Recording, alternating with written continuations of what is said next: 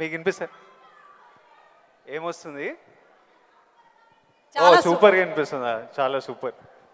అయితే ఫస్ట్ చిరంజీవి గారు మీ అందరితో మాట్లాడే ముందు లాస్ట్కి మాట్లాడిపిద్దాం చిరంజీవి గారిని. ఓ ఓ ఓ ఓ first of all Chiranjeevi garu, we all love you. And అరే చిరంజీవి గారికి పద్మవిభూషణ్ వచ్చింది, అందరూ వేసుకోండి ఫస్ట్ ఆఫ్ ఆల్. మీకు తెలుసా అసలు ఇండిపెండెన్స్ వచ్చినప్పటి నుంచి ఇండియాలో ఒక 300 మందికి వచ్చింది పద్మవిభూషణ్. అంత రేర్ అవార్డ్ అది. అది చిరంజీవి గారికి మన తెలుగు స్టేట్స్ నుంచి వచ్చింది. మనం అందరం చాలా గర్వంగా ఫీల్ అవుతున్నాము. సో చిరంజీవి గారికి చప్పట్లు అందరికి. First of all let's celebrate. Thank you Vijay. ఇప్పుడు చిరంజీవి గారు, నేను క్వశ్చన్లకు వచ్చేస్తా. నాకు చాలా డౌట్లు ఉన్నాయి. ఫస్ట్ ఆఫ్ ఆల్ అంటే నేను మీ ఏవి చూస్తున్నప్పుడు మా అందరికీ మీ జర్నీ తెలుసు. ఆ జర్నీ చూసినప్పుడల్లా మళ్ళీ లోపల ఎమోషన్ కలుగుతుంటుంది. ఇప్పుడు నేను ఈరోజు ఇక్కడ ఉంటానని నేను ఎప్పుడు అనుకోలేదు. ఫర్ ఎగ్జాంపుల్ మా నాన్న మిమ్మల్ని ఫస్ట్ టైం షేర్ చేసినప్పుడు మా నాన్న కన్నీళ్ళు వచ్చేసినాయి. ఎందుకంటే మిమ్మల్ని స్క్రీన్ మీద చూసి ప్రేమించి అదొక ఎమోషన్. ఎస్పెషలీ ఆ టైమ్స్లో అదొక విపరీతమైన ఎమోషన్. అలాంటిది మా కొడుకు వల్ల నేను చిరంజీవి గారితో స్టేజ్ మీద ఉన్నా, నన్ను కౌగిలించుకుంటున్నారు అన్నది ఇంటికి వచ్చిన తర్వాత కూర్చొని మాట్లాడుకునే ఎన్నో రోజుల మొన్నటి వరకు కూడా మాట్లాడుకునే ఇన్సిడెంట్ అది. అంత స్ట్రాంగ్ ఎమోషన్. సో నాకు తెలియదు, మా నాన్నకు తెలియదు మేము ఈరోజు ఇక్కడ ఉంటామని. మీరు ఎప్పుడన్నా ఊహించారా ఈరోజు మీరు మెగాస్టార్ చిరంజీవి అవుతారని? మీకు ఈ పద్మభూషణ్, పద్మవిభూషణ్, ఇంత గుర్తింపు, ఇంత ప్రేమ అవుతారని మీరు యంగ్ ఉన్నప్పుడు ఎలా ఆలోచించేవారు? ఎప్పుడన్నా ఊహించారా? ఇది నా ఫస్ట్ డౌట్. ఆ ఊహ ఒకే రోజు మొదలవలేదు. నా ఇంట్రెస్ట్ నేను అలా పెంచి పోషించుకుంటూ వెళ్ళే తరుణంలో నాకు కొన్ని విజువల్స్ అనేది నాకు కనపడుతూ ఉండేవి, ఊహించుకుంటుండేవాడిని. దానికి కారణం బహుశా నాకు చిన్నప్పుడు ఏర్పడిన చిన్న తారసపడినటువంటి చిన్న ఇన్సిడెంట్స్. నేను 10th క్లాస్లోను డిగ్రీల్లోనూ డ్రామాలు వేసినప్పుడు, కాలేజీ బెస్ట్ యాక్టర్ వచ్చినప్పుడు, స్కూల్ బెస్ట్ యాక్టర్ వచ్చినప్పుడు నేను నడుచుకుంటూ వెళ్తుంటే అందరూ ఇతనే ఆ సినిమాలో ఆ కథలు అవి ఆ నాటికలో చేసింది అది అని అందరూ పొగుడుతుంటే మొత్తం చాలా గర్వంగా ఉండేది. అది రుచి మరిగే నేను ఆ రకంగా నా మైండ్ సెట్ లేదా ఒక బీజం లాంటిది నాకు ఆ క్షణానే పడింది అనుకుంటాను నేను నటుడు అవ్వాలని. ఒక నటుడైతే ఇంతమంది అటెన్షన్ ఉంటుందా?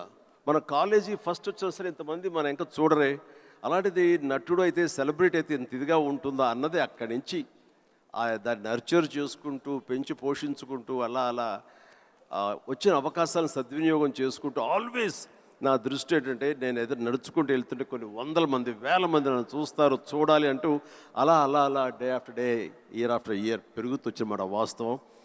సినిమాల్లోనే రాణించాలి, సినిమాల్లోనే ఉండాలి అంటూ నా ఇష్టదైవమైన ఆ ఆంజనేయ స్వామిని నేను స్మరించుకుంటూ, ఆయనతో సంభాషించుకుంటూ, ఆయనతోటి బేరసారాలు ఆడుతూ, నువ్వు నన్ను ఆ పొజిషన్ తీసుకెళ్తే నేను నీ కోసం ఈ త్యాగాలు చేస్తాను, నీ కోసం ఇంత క్రమశిక్షణతో ఉంటాను, నన్ను ఆ పొజిషన్ తీసుకువెళ్ళు అంటూ నిరంతరం ఆయనతో ఇంటరాక్ట్ అవుతూనే వచ్చేవాడిని. దేవుడు అనేది లేడా అనే దాని గురించి కానీ, దేవుని నమ్మకం అనేది పక్కన పెడితే, దేవుడు అనేది నథింగ్ బట్ ఈ ప్రకృతి. దేవుడు is nothing but our inner consciousness, అంతరాత్మగా నువ్వు ఏదైతే ఫీడ్ చేస్తావో, ఏదైతే సో చేసుకుంటూ నర్చర్ చేస్తూ నీళ్లు పోసుకుంటూ పెంచి పోషించుకుంటావో, one day you have to attain that, you have to reach that goal. అదే ఈరోజు జరిగింది. ఇప్పుడు మీరు కాబట్టి నీకు షార్ట్ ఆన్సర్ ఎస్, ఊహించారు, ఈ పొజిషన్ రావాలని ఊహించారు, అందుకే వచ్చారు. మీరు ఓకే స్కూల్లో నటించారు, ఆ ప్రేమ మీకు నచ్చింది, ఈ పొజిషన్ సినిమా మీకు ప్రేమ, సినిమాలో ఈ పొజిషన్కి రావాలనుకున్నారు, ఊహించారు. కానీ ఫస్ట్ టైం ఆ డెసిషన్ మీరు తీసుకొని మీ అమ్మా నాన్న వాళ్ళతోనూ చెప్పింటారు కదా, ఇప్పుడు ఊరు నుంచి సిటీకి రావాలి, నా కెరియర్ ఇదనుకుంటున్నాను అన్నప్పుడు మీ ఫ్యామిలీ వాళ్ళు ఎలా రియాక్ట్ అయ్యారు దానికి? నా అదృష్టం కొద్దీ మా నాన్నగారికి కూడా చిన్న సినిమా పిచ్చి ఉంది. అందుకని ఆయన అందులో రాణించలేకపోయారు. కానీ కొడుకు వెళ్తానంటే ఆయనకి ఇష్టమే. కానీ ఏమో అక్కడ పరిస్థితులు ఎలా ఉంటాయో, ప్రతికూల పరిస్థితులు ఏముంటాయో, తను రాణించగలడా లేదా అన్నది నాకున్నంత నమ్మకం నాన్నగారికి లేక సంశయించారు. లేదు నాన్న, నేను ఖచ్చితంగా వెళతాను, అది ఇది నువ్వు జస్ట్ పంపించు అని అంటే, సరే నాన్న అయితే వెళ్ళు, ఇన్స్టిట్యూట్ చేరతానన్నావు కాబట్టి, టెక్నికల్గా నేను నేర్చుకుని వస్తున్నావు అంటున్నావు కాబట్టి I will appreciate and welcome it. But only thing is, ఒకవేళ రాణించలేకపోతే ICAW చేరు, నైట్ కాలేజెస్, అదేనా టైం వేస్ట్ లేకుండా ఉంటుందంటే ఆయన కోసం చేరేది తప్ప నేను అందులో డౌట్ ఉండి అటు కాకపోతే ఇటు అనే డౌట్ నాకు లేదు. అందుకని ఆయన కోసం చేరాను. 6 నెలల్లో ICAW ఆపేశాను. ఇదే కంటిన్యూ చేసి వచ్చాను ఫిల్మ్ ఇన్స్టిట్యూట్. ఫిల్మ్ ఇన్స్టిట్యూట్లో ఉండగానే మొదటి సినిమా, ఆ తర్వాత రెండో సినిమా, ఆ సినిమా ఫినిష్ అవ్వకుండా మూడో సినిమా, అట్లా వరుసగా వచ్చినాయి విజయాలు. ఐ కెన్ సే నాకు భగవంతుడు ఆఫీసులకి ఫోటోలు తీసుకెళ్ళి, సార్ ఇది నా ఫోటో సార్, నేను యాక్ట్ చేస్తాను సార్ అని చెప్పే ఒక పరిస్థితి నాకు కల్పించలేదు. అది చాలా గర్వంగా ఫీల్ అవుతాను. ఆ భగవంతుడు, ఆ ఆల్మైటీ నాకు ఇచ్చేటువంటి ఒక ప్రైడ్గా ఫీల్ అవుతాను. నేను ఎవరికి ఎక్కడికి ఏ ఆఫీస్కి వెళ్ళలేదు. నేను ఆ ఫస్ట్ సినిమా మీకు ఎట్లా వచ్చింది సార్? అది కూడా కాకతాళీయం. అంటే ఇది చాలామంది తెలిసేమో అనుకుంటున్నాను. నేను మళ్ళీ చెప్పరా వద్దా, ఆపేద్దామా? సరే చెప్తానైతే. ఓకే, నేను ఇన్స్టిట్యూట్ చేరుతున్నాను 78 మేకి నా ఫిల్మ్ ఇన్స్టిట్యూట్ కోర్స్ అయిపోతుంది. 1978కి 77 ఇనీషియల్గా అంటే జనవరి ఆ ప్రాంతంలో నా స్నేహితుడు సుధాకర్ అని వాడు మంచి అవకాశం వచ్చింది. కానీ పునాది రాళ్ళు అనే సినిమాలో 5గురిలో ఒక వేషం చేయాల్సి వచ్చింది. ఆ వేషం చేస్తే నా సినిమాలో నువ్వు చేయలేవు, వద్దు అని భారతీ రాజా గారు అన్నారు. నాకు వెళ్ళి వాళ్ళ దగ్గర నో చెప్పాలంటే భయంగా ఉంది, నువ్వు కొంచెం వస్తే కనుక నేను నో చెప్తాను, కొంచెం ఉంటుందంటే వాడికి భరోసాగా పదరా వెళదాం అని చెప్పి వెళ్ళాను. అండ్ వెళితే చేయంటే అదేట్లాగా సడన్గా మేము ఫిబ్రవరిలో పెట్టుకున్నాం షూటింగ్, రాజమండ్రిలో అన్నీ సెట్ చేస్తున్నాం, రాకపోతే ఎట్లాగా అది దానికి లేదంటే నాకు గొప్ప అవకాశం వచ్చింది. కిళకే పోగు రైలు, తూర్పుకు వెళ్ళే రైలు అని ఆ సినిమా తమిళ్లో. అండ్ దానికి సరే ఏమైతే చేయడండి మావాడు, అనవసరం వాడు కెరీర్ పాడు చేయకండి, పదరా అని వచ్చాను. ఆగు ఒక నిమిషం, నువ్వు చేస్తావా అని.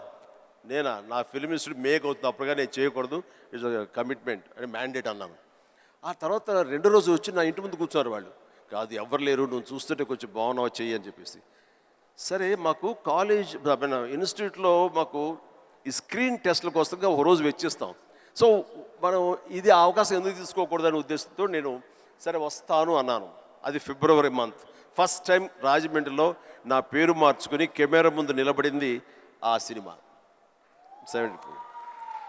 ఆ సినిమా పూర్తి అవ్వలేదు, ఆ షూటింగ్ జరుగుతుండగానే అందులో నా యాక్టింగ్ చూసి కానీ, నా ఎంతూజాజం చూసి కానీ, అందులో ఉండే అసోసియేటు ప్రాణం ఖరీదు అనే సినిమా కూడా అసోసియేట్ అతను చెప్పాడు క్రాంతి కుమార్కి, సార్ ఇట్లా సినిమా చేస్తున్నాము, చూడండి మన క్యారెక్టర్ అంటే.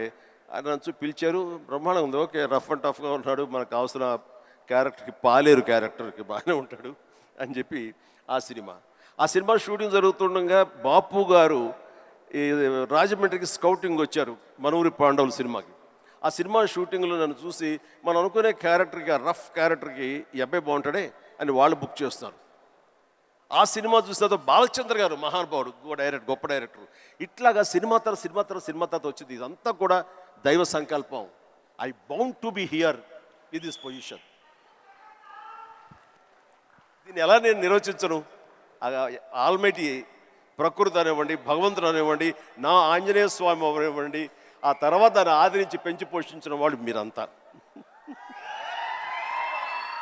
అంటే నేను ఎప్పుడు ఒక 2 విషయాల్లో బ్యాటిల్ జరుగుతుంటుంది చిరు సార్ హెడ్లో. ఒకటి ఏంటంటే డెస్టినీ.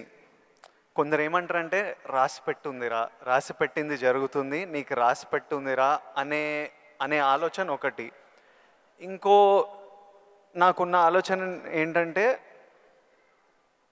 కంప్లీట్లీ నా డెస్టినీ నా చేతులు ఉంది, నాకు కావాల్సింది నేను గొడ్డు చాకిరి చేసి అది సంపాదించాలి. ఎవ్వరు మనకు చేసేటోళ్ళు లేరు, ఎవ్వరు చూసేటోళ్ళు లేరు, ఎట్లయినా మనం చేసి మనకు కావాల్సింది మనం సంపాదించుకోవాలన్నది. సో ఈ డెస్టినీ అనేది ఉందా, లేకపోతే కంప్లీట్లీ మన ఓన్ శ్రమనా? ఇది నాకు ఇప్పటిదాకా ఫుల్ క్లారిటీ అయితే లేదు. దీని మీద మీ థాట్ ఏంటి?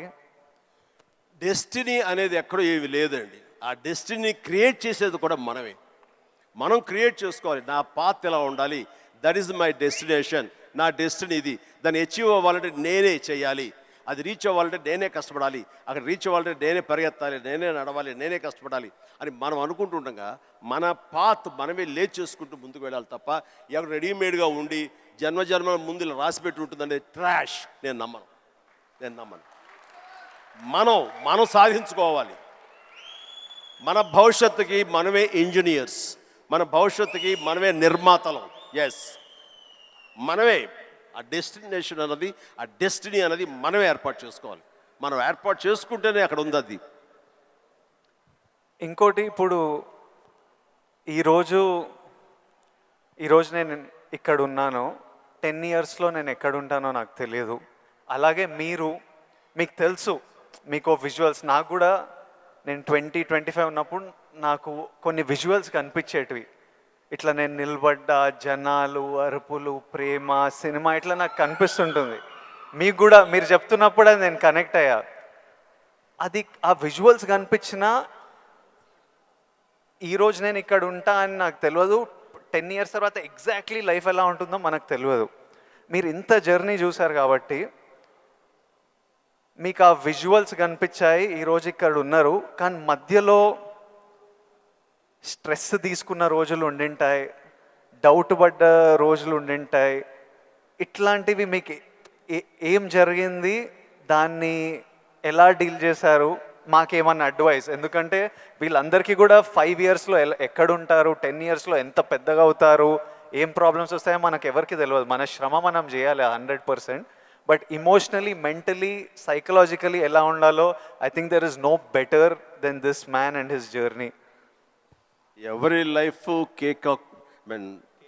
కేక్ వాక్ కాదండి. అండ్ ఏది కూడా, దేనికి కూడా షార్ట్ కట్స్ లేవండి.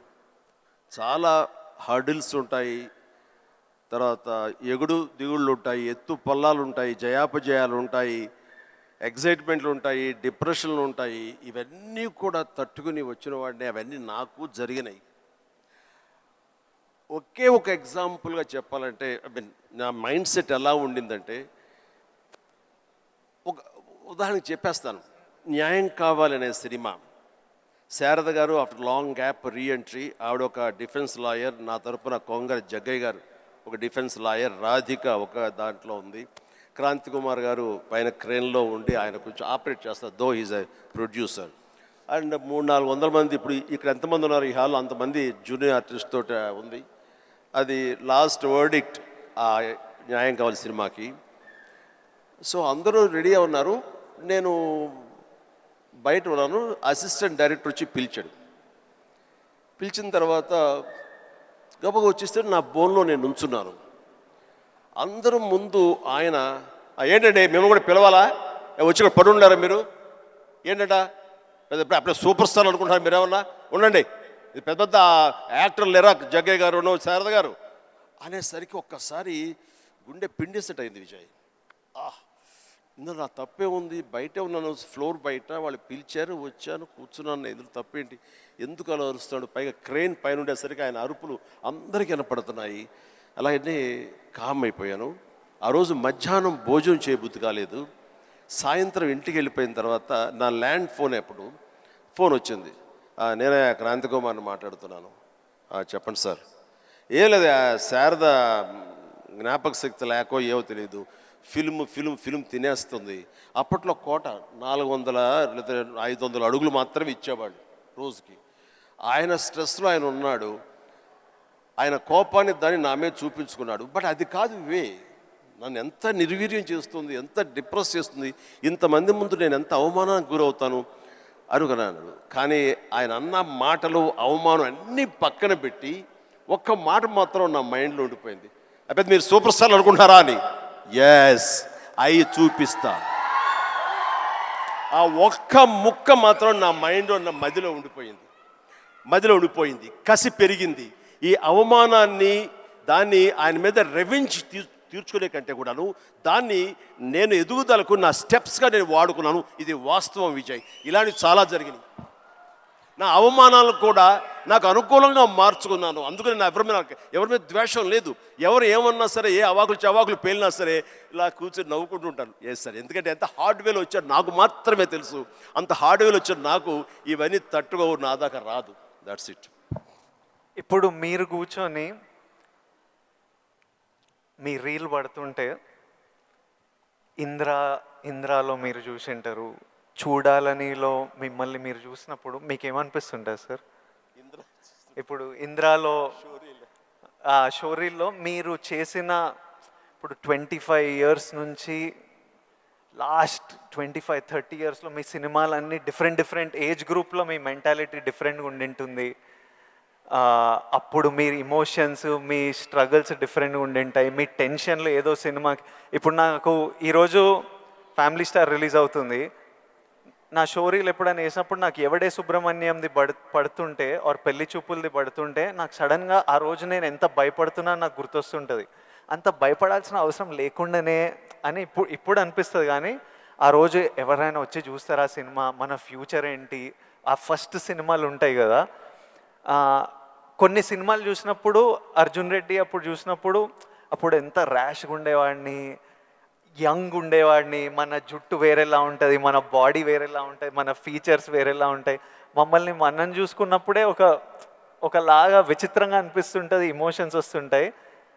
అలాంటిది మీరు ఇవన్నీ iconic films, for example Indra అయితే మేమంతా అసలు mad about Indra. Most of your films మీకేమనిపిస్తుంటుంది మీరు చూసినప్పుడు? నాకు పెద్ద తేడా ఏం లేదు. ఇప్పుడు మ్యూజిక్ వేసి వేడబిట్ ఏమిటి వేస్తాను ఇప్పుడు. అప్పట్లో అలా వేశారు, ఇప్పుడు చూస్తుంటే ఇప్పట్లో అప్పట్లో ఆ రెండు నాకు ఇష్టం లేని పదాలు. ఎందుకంటే అప్పట్లో అన్నావంటే ఇప్పట్లో నువ్వేమి లేనట్టే అని నాకు అసలు అట్లా అస్సలు కాదు. ఇప్పుడు ఇంకెక్కడో ఉన్నారు. అప్పట్లో కదా అని అనుకోను నేను ఇప్పుడేంటి, ఇప్పుడేం డెలివరీ చేయగలను, ఇప్పుడేం ఇవ్వగలను అనేది నా ఆలోచన. అలాగే ఉంటుంది. ఇప్పుడు మీరు అన్నట్లుగా ఇందాక షోరీలు చూస్తుంటే వైనా వేస్తాను ఇప్పుడు కావాలంటే అనిపిస్తుంటుంది. దానికి కావాల్సిన ఉంటుంది. అంటే ఫిజికల్గా అప్పుడంత యాక్టివ్గా ఉంటామా లేదా అనే దాని మీద మనది మభ్య పెట్టుకోకూడదు. కానీ బట్ మిగతా ఎనర్జీ కానీ జోష్ కానీ అదే హుషారు, అదే రక్తం, అదే తీరు అంటే మాత్రం ఏం తేడా లేదు. అది ఎప్పుడు కానీ ఒకటి మీరు అన్నట్లుగా నేను అర్జున్ రెడ్డిలో చూస్తుంటే ఆ రోజు నా కాన్ఫిడెన్స్, నేను నా హెయిర్ స్టైల్, నా పొగరు ఇవన్నీ చూస్తుంటే అవన్నీ మీ పెట్టుబడులు. అది మీ క్యారెక్టరైజేషన్. నా ఉద్దేశం, నా సలహా ఏంటంటే ఎప్పుడు వాటిని వదులుకోకండి. అవన్నీ కూడా మీకు మీ క్యారెక్టర్ నిలబెట్టేటటువంటి మీ చుట్టూ ఉండే కంచు కోటలు అవి. దాని నుంచి ఎప్పుడు షార్ట్ అవడం కానీ దాన్ని అలా ఉండదు. ఎప్పుడు అదే పొగరుతో ఉండండి, అదే యాటిట్యూడ్తో ఉండండి. You will be loved by many millions of the people. అది మీ ఎస్సెట్. అది ప్రతి వాళ్ళకి ఒక ఎస్సెట్ ఉంటుంది. నేను తల్లగా అరే ఏమో దొబ్బుతున్నారు ఏంట్రా బాబు అన్నానుకో, ఆ డైలాగ్ నాకు అతకదు, నీకు అతుకుతుంది, నేను లైక్ చేస్తాను అట్లా. అందుకని మన దగ్గర ఏవే ప్లస్ పాయింట్స్ ఉంటాయో వాటిల్లోనే మనం ఓన్ చేసుకోవాలి, వాటితోనే మనం ఇంటరాక్ట్ అవ్వాలి, వాటితోనే మనం అట్రాక్ట్ చేసుకోగలగాలి. అందుకనే అవి మీ అసెట్స్ ఏమున్నాయో అవి ముందు గుర్తించాలి. ఏ క్వాలిటీస్ అయితే ప్రజలు, ప్రేక్షకులు, ముఖ్యంగా మీ అమ్మాయిలు లైక్ చేస్తున్నారో దాన్ని మాత్రం వదులుకోవద్దు. Please do it. Thank you sir. ఇంకొకటి మన ఇన్ఫ్లుయెన్సర్స్ తరఫున ఇప్పుడు మనం రిలీజ్కి ఎట్లా స్ట్రెస్, మొన్న చాలామందితో మాట్లాడుతుండే, మనం రిలీజ్కి ఎట్లా ఫీల్ అవుతామో, సినిమా మంచిగా ఆడాలి, మంచిగా ఆడకపోతే మనకు ఎనర్జీ పోతుంది కొన్ని రోజులు. వాళ్ళకు మనకి ఇయర్లీ 1-2 ఉంటే వాళ్ళు రోజు ఒక రీల్ పెడుతుంటారు, రోజు ఒక వీడియో పెడుతుంటారు, ఆర్ వీక్లీ పెడుతుంటారు. పెట్టిన ప్రతిసారి వాళ్ళకి ఆ రీల్ ఎంత రీచ్ అయింది, ఎంతమంది చూశారు, ఎన్ని లైక్లు వచ్చాయి, వీటి మీద చాలా స్ట్రెస్ పడుతుంటారు. మళ్ళీ మనకు క్రిటిసిజం వచ్చినట్టు వాళ్ళకి క్రిటిసిజం వస్తుంటుంది. సో నన్ను అడుగుతున్నారు, మీరు ఎలా డీల్ చేస్తారు ఈ క్రిటిసిజంతో? మనకు సినిమా నడవనప్పుడు ఇష్టం వచ్చినట్టు అందరు మాట్లాడుతుంటారు, అది పార్ట్ ఆఫ్ లైఫ్. వాళ్ళకి ఇంకా మీరు వచ్చినప్పుడు ఇది ఇంకోటి, మీరు వచ్చినప్పుడు ఇట్లా సోషల్ మీడియా ఇలాంటివి లేవు. అప్పుడు ఈరోజు క్రిటిసిజం, ట్రోలింగ్ ఇవన్నీ ఇట్లా అంటుంటాం. ఆ రోజు మీకేముండేవి ఆ టైంలో, అండ్ దాన్ని మీరు ఎలా డీల్ చేసేవారు? విజయ్, దీనికి కూడా నాకు జరిగిన ఒక సంఘటన చెప్తాను. గ్రోయింగ్ స్టేజ్లో సరిగ్గా మీరు అందరూ వినాలి. గ్రోయింగ్ స్టేజ్లో మనం చాలా వల్నరబుల్గా ఉంటాం, బిక్కుమంటూ ఉంటాం, రాణిస్తామా రాణించమా అనే సమయంలో. ఇలాంటి సమయంలో మనం ఎప్పుడు కూడాను పాజిటివ్ అట్మాస్ఫియర్ ఉన్న చోట మాత్రమే ఉండాలి.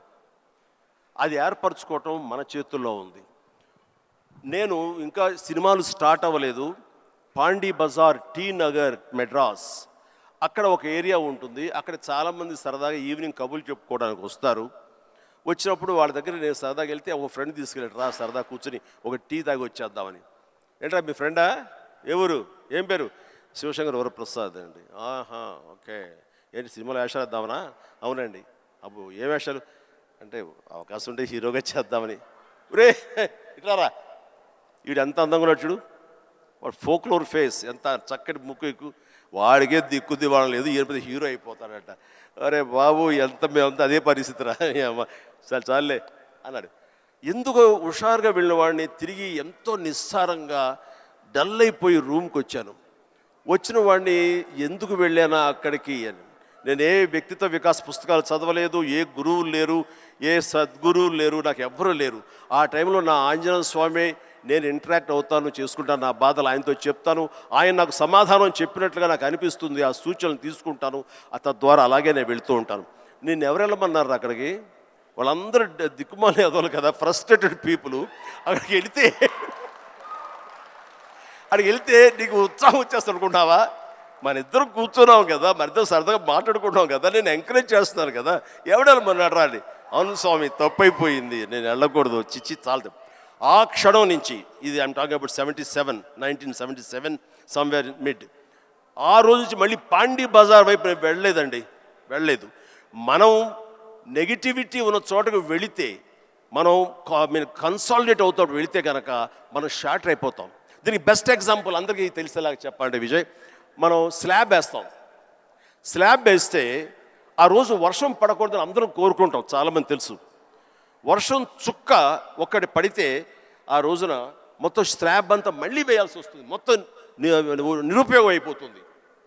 బట్ ఆరిన తర్వాత 2 days అయిన తర్వాత అదే నీరు క్యూరింగ్ కోసంగా మళ్ళీ వాడుకుంటుంటారు. అంటే ఇంట్లోని మహిళలకు తెలియాలంటే పెరుగు తోడు పెడతామండి. ఆ పెరుగు తోడుకున్న సమయంలో ఒక చిన్న నిమ్మకాయ ఇంత ఉప్పు పడింది అనుకోండి, మొత్తం విరిగిపోతుంది. అదే తోడుకున్న తర్వాత అదే ఉప్పు అదే నిమ్మకాయ పిండుకుంటే ఆ రుచే వేరు.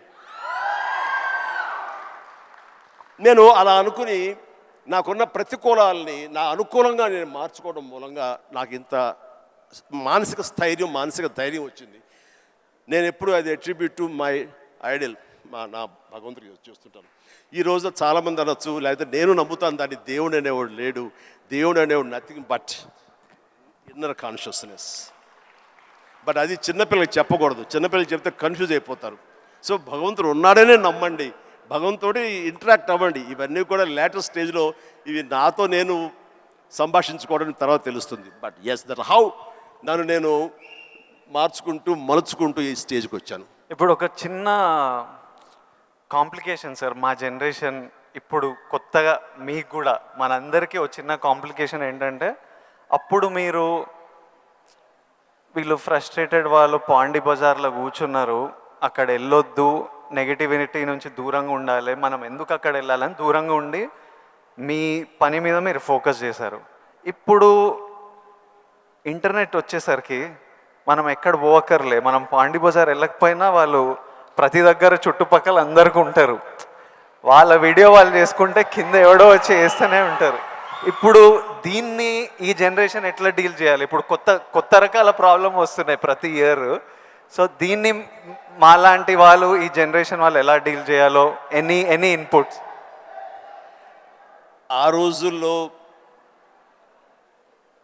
మాకు ఇలాంటి సోషల్ మీడియా ఇది లేక ఏదైనా సరే అంతర్మదనంలోంచి పుట్టుకొచ్చేటువంటి ఆ రిజల్ట్, ఆ నవనీతం అంటామా ఏమంటామా క్రీమ్ అంటామా, అదే మమ్మల్ని ముందు నడిపిస్తుంది. కానీ ఈ రోజున ఎవరికి ఏ డౌట్ వచ్చినా ఏ వచ్చినా అబండెంట్ ఇన్ఫర్మేషన్ ఈరోజు మన చేతిలో దొరుకుతుంది.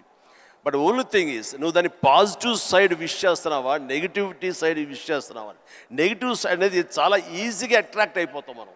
అది ఎగ్జైట్మెంట్ ఇచ్చేస్తుంటుంది అండ్ ఎక్కడ లేనటువంటి హుషారుని ఇచ్చేస్తుంటుంది. అది అలా కాదు, ఇది హుషారు ఇవ్వకపోవచ్చు బట్ ఇది జీవితాన్ని ఇస్తుంది. రెండిట్లో ఏది కావాలి నువ్వు కోరుకోవాలి. కోరుకుంటే రెండింటికి సంబంధించిన ఇన్ఫర్మేషన్ ఫుల్లెస్ట్గా నీ చేతిలో ఉంటుంది. ఎప్పుడు ఏ డౌట్ వచ్చో సరే ఇంకో గురువుని ఎవరు అడగక్కర్లేదు, జస్ట్ నీ ఫింగర్ టిప్స్లో నీకు ఉంటుంది. దీనికి మార్గం ఏంటి, ఎలా ఉండాలి ఏంటి అని చెప్పే గురువులు ఎంతోమంది ఉన్నారు. అందుకని నేను కూడా ఏం చేస్తుంటే జపనీస్గా వాళ్ళ సేయింగ్స్ కానివ్వండి, ఇలాంటి కొన్ని కొన్ని ఉంటాయి. అవన్నీ నేను మధ్య మధ్యలో వస్తుంటే వాటిని ప్రిజర్వ్ చేసుకుంటుంటాను, అన్ని కంపెల్ చేసుకుంటూ తీరుగా ఉన్నప్పుడు వాటిని చూస్తూ ఉంటాను. అవి 1-2 సార్లు నేను ఓన్ చూసుకుంటుంటే నా క్యారెక్టర్ అది హెల్ప్ అవుతాయి అనుకుంటాను. అలాగా ఈరోజు నిజంగా బోల్డ్ అంత ఇన్ఫర్మేషన్ ఉంది. అండ్ సీక్రెట్ అనే ఒక బుక్ నేను ఒక 20 ఏళ్ల క్రితం చదివాను. అది నా ఎంత ఇన్ఫ్లుయెన్స్ చేసింది, ఎంత ఉపయోగపడింది నాకంటే అంత ఇంత కాదు. అట్లాగే డే టు డే లైఫ్లో నేను ఎలా ఉండాలి అంటంలో డోంట్ స్వెట్ స్మాల్ స్టఫ్ అనే ఒక బుక్ ఒకటి ఉంది. నేను పెద్ద రీడర్ ఏం కాను, బట్ ఎవరైనా సజెస్ట్ చేస్తున్నావు అంటే ఈ బుక్ చదువుతుంటే ర్యాండమ్గా పేజీ తీస్తే ఒక ఇన్ఫర్మేషన్ ఉంటుంది. అందులో ఎలా నడుచుకోవాలనే దాని మీద ఉంటుంది. మన పని వాళ్ళ మీద మనకు చాలా కోపం వచ్చేస్తుంది, మన వర్కర్స్ మీద. మరి చెప్తే అర్థం చేసుకోరా ఫూల్ అని. వాడు చెబితే వెంటనే అర్థమైతే వాడు మరొక మెగాస్టార్ అవుతాడు. వాడు ఆ పరిస్థితి ఎందుకు ఉంటాడు, తన స్థాయి తన ఐక్యూ అలాగే ఉంటుంది. కాబట్టి వాడికి నువ్వు అడ్జస్ట్ అవ్వాలి. So better try to live with the imperfection అన్నాడు. అది నీకు హాయిని చేకూరుస్తుంది. వాడికి ఇన్పర్ఫెక్షనే కాబట్టి ఓపిక ఇంకోసారి చెప్పుకో, అర్థమయ్యేలాగా ఇంకోసారి చెప్పుకో. అంతేగాని వాడి మన మనసులో అనుకున్నామో లేదో, మన నోటు దాటిందో లేదో బ్రహ్మాండంగా అర్థం చేసుకోవడానికి వాడేమి నీ లెవెల్ ఆఫ్ ఐక్యూ కాదు, కాబట్టి నీ దగ్గర పనిచేస్తున్నాడు. సో అట్లాగా ప్రతి నా రొటీన్ లైఫ్లో నన్ను నేను చక్కగా నా జీవితం తీర్చిదిద్దుకోవడానికి ఈరోజు మీరన్న ఈ ఇన్ఫర్మేషన్ సోషల్ మీడియా నాకు ఉపయోగపడుతుంది. అండ్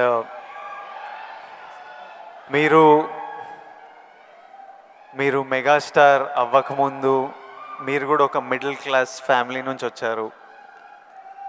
వీళ్ళంతా మీరు ఈ సక్సెస్ చూసే ముందు all of you have come from struggling families, wanting to change your life, wanting big dreams. We wanted to know, I personally wanted to know, మీకు మీ ఇప్పుడు mega star, mega family, huge family, అందరికీ మీరు guiding light, founder, origins. ఇవన్నీ అవ్వకముందు మీకెవరు ఒక family star? మీ family star ఎవరు? Course మా నాన్నగారే నా ఫ్యామిలీ స్టార్. నాన్నగారు ఎవరికైనా సరే ఆయన ఫ్యామిలీని ఎలా చూసుకుంటారు అనేది నేను ఆయన దగ్గర నుంచి నేర్చుకున్నాను. నాకు మా ఫ్యామిలీ హీరో అయినా, నా ఫ్యామిలీ స్టార్ అయినా మా నాన్నగారే. మా అమ్మకు 5-6 మంది చెల్లెళ్ళు ఉండేవాళ్ళు. మా తాత చనిపోయారు, వీళ్ళ దిక్కులేని వాళ్ళు అయిపోయేవాళ్ళు.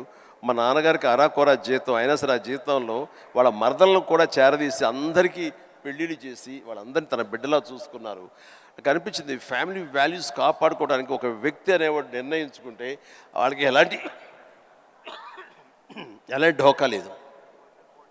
అందుకనే నేను కూడా ఫ్యామిలీస్కి ఎంత విలువిస్తాను అనేది నేను సురేఖ కలిపి, ఫ్యామిలీ ఎంత ఎదిగినా ఎవరి ఫీల్డ్లో వాళ్ళ ఎంత హైట్స్కి వెళ్ళినా ఒక్కొక్క అకేషన్లో మనందరం కలిసిగా మనం ఉండాలి. ఆ 3-4 డేస్ మనం కలిసి ఉండటం మూలంగా మళ్ళీ ఉండే ఇన్హిబిషన్స్, భేషజాలు, చిన్న అరాకొరా ఉండేటువంటి మిస్అండర్స్టాండింగ్స్ ఇవన్నీ కూడా సమసిపోయి మనం ఎంతో మళ్ళీ మన బాండింగ్ చాలా స్ట్రాంగ్గా ఉంటుంది.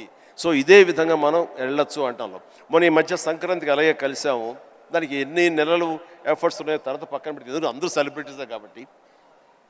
బట్ దాని రిజల్ట్ ఏంటి, అమెరికా మేము వెళ్ళినప్పుడు ఏమంటే ఆ ఫోటో చూస్తుంటే ఇంత బిజీ పీపుల్ ఇలా కలిసి సంక్రాంతి బాగా స్పెండ్ చేస్తున్నారే, మనం ఇలాగే ఉంటాము, మనం కూడా అనుకుని కలవచ్చు కదా, ఎందుకు కలవు అనేది ఆ ఫోటో మాకు ఎంత ఇన్ఫ్లుయెన్స్ చేస్తుంది. ఆ పిక్చరు ఇది మీరు ఎంత గ్రేట్ మెసేజ్ ఇచ్చారు మీరు అనేది అంటుంటే ఓ థ్యాంక్ యూ అనుకున్నాను. మీరందరు కలిసి సెలబ్రేట్ చేస్తుంటే మేమంతా చాలా ఎంజాయ్ చేస్తాం. మీరు దోశలు చేస్తుంటారు అందరి కోసం. మీకు మీరు ఎలాంటి సినిమాలు చూడడానికి ఇష్టపడతారు Chiru sir? What films do you enjoy watching?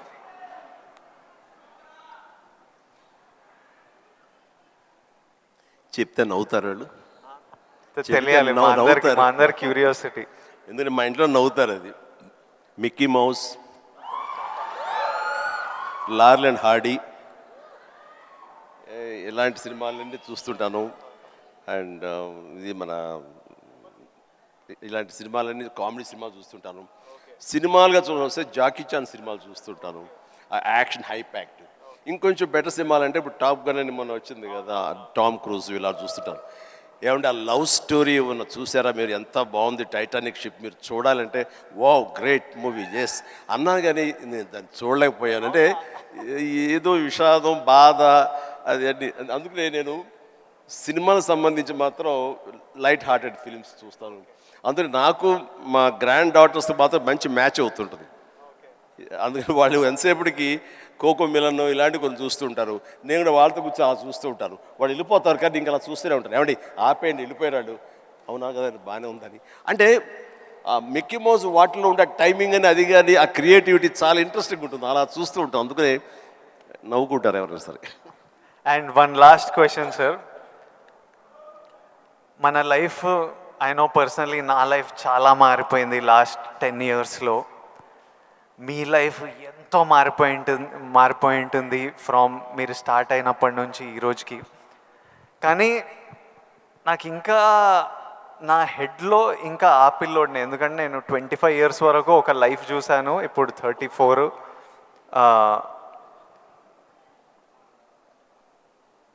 I want to know, ఇంకొన్ని అలవాట్లు అలా ఉండిపోతాయి. ఫర్ ఎగ్జాంపుల్ కొన్ని మిడిల్ క్లాస్ అలవాట్లు, అలానే మీరు ఎంత లగ్జరీ ఎంత డబ్బు చూస్తున్నా కొన్ని హ్యాబిట్స్ అలా ఉండిపోతాయి. ఫర్ ఎగ్జాంపుల్ నేను ఇప్పటిదాకా నా షాంపూ బాటిల్ అయిపోతే ఇంకా దాంట్లో నీళ్లు నింపి ఇట్లా షేక్ చేసి పోసుకొని అప్పుడే బాటిల్ పడేస్తాను, లేకపోతే నా వల్ల కాదు పడేయడం. అట్లాంటిది మీకేం హ్యాబిట్స్ ఉన్నాయి ఈ రోజు వరకు? నా మనసును టచ్ చేసావు.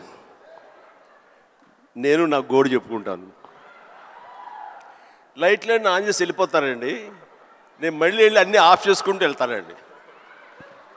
టెల్ మీ ఒక 5 చెప్పండి ఇలాంటివి. అలాగా తర్వాత హీటర్ ఆన్ చేస్తారు, గీజరు అంత స్నానం అయిపోతే వెళ్ళిపోతారు, నేను ఎత్తుక్కుని గీజరు ఆన్ చేస్తాను. ఇప్పుడు టెన్షన్ ఎక్కువైపోయి ఏం చేస్తారంటే నా మొబైల్లోనే మా ఇంట్లో ఉండే ఆల్ లైట్స్, ఏసీస్ ఇవన్నీ. మీరు నమ్మరు, ఇవాళ చరణ్ ఏదో బ్యాంకాక్ వెళ్ళిపోయాడు, వెళ్ళిన తర్వాత ఆవిడ ఫ్లోరు క్లోజ్ చేశారు, ఏమైనా లైట్లు ఆన్ చేసి వెళ్ళిపోయారు ఏంటో చెప్పేసి మొబైల్ యాప్ ఓపెన్ చేసి, అరే చాలా 5-6 లైట్లు ఆన్ చేస్తున్నాయి, ఎవరి కోసం ఇవి చూసుకోరు వ్యధవాలు అని చెప్పేసి మొత్తం అంతా కలిపి అన్నీ ఆఫ్ చేసుకుని వచ్చారు. దీన్ని మిడిల్ క్లాస్ మెంటాలిటీ అంటారు. ఇది అవసరం ఈ రోజున.